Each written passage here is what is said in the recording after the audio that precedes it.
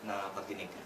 Lahat po, pati ang mga anonymous tips ay dapat may weight sa ating mga investigasyon.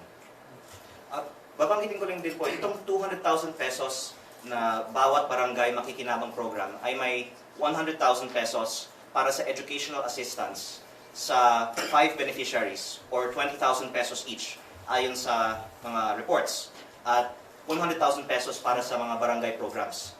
At sa tingin ko, yung pagbibigay ng 20,000 pesos for 5 beneficiaries ay baka magiging subject din sa politika, lalo na at napapalapit ang barangay elections. May mga ibang nag-allege din na kaya may ganitong pondo ay para din ma-secure ang suporta at tulungan ang mga supportive na mga barangay officials para sa napapalapit na barangay elections. Ang lumalabas kaysa i-reforma natin ang bigayan ng ayuda sa Pilipinas, lumalaki at lumalaki ang mga pondong inilalaan sa mga pork barrel projects na itong bawat barangay makikinabang at bawat bayan makikinabang ay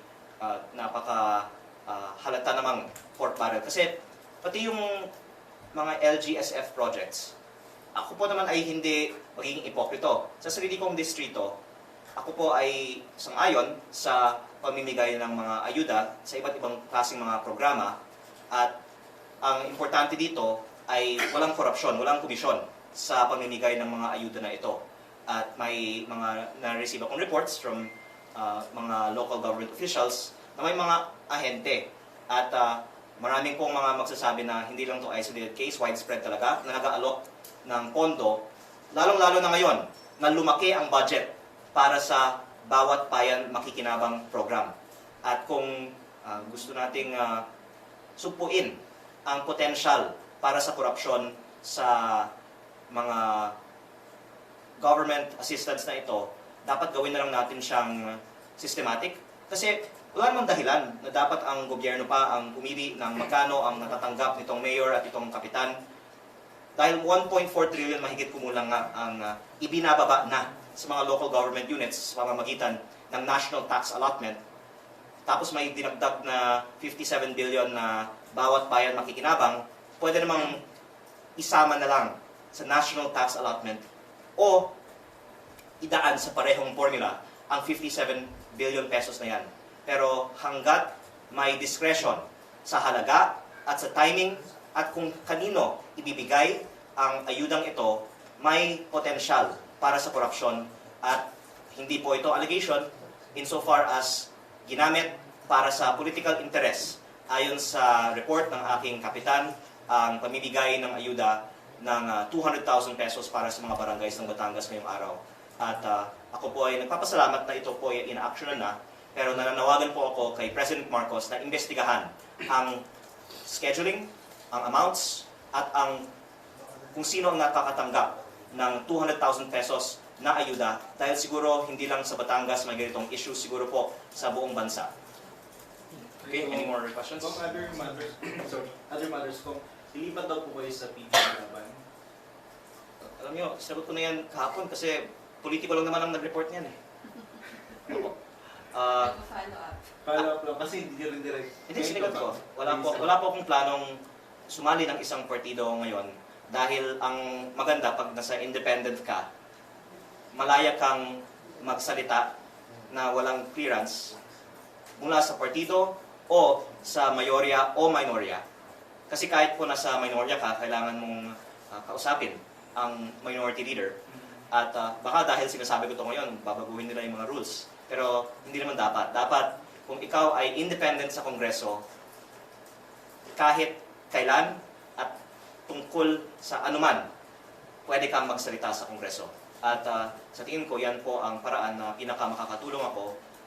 Lalo-lalo dahil constructive naman ang mga sinasabi natin. Hindi tayo naman dito para manggulo. Nanawagan tayo kay President Marcos, ibigay ngayong araw ang 200,000 pesos para sa barangays ng Batangas na hindi inimbitahan ng local government ng Batangas para sa pamimigay ng ayuda ng Malacanang ngayong araw. At Sinabi naman nila, ngayon ibibigay nila. Pero sana wag paghintay pa ang mga kababayan ko. Sana ibigay na ngayong araw yung 200,000 pesos na ito. Kung sino nakausap niyo po from Malacanang na nangakong ibibigay ngayong araw? May staff sa event mismo na kinausap ng aking staff at after that, tumawag ang Liga ng Barangay ng Batangas sa kapitan ng aking distrito at sinabi nila na ihahabol yung 200,000 pesos. Kaya, pasensya na at inuulit-ulit ko to kasi ayaw kong let go ang issue na ito na hindi natin maitukoy yung issue sa pamimigay ng ayuda. Nahuli na natin eh.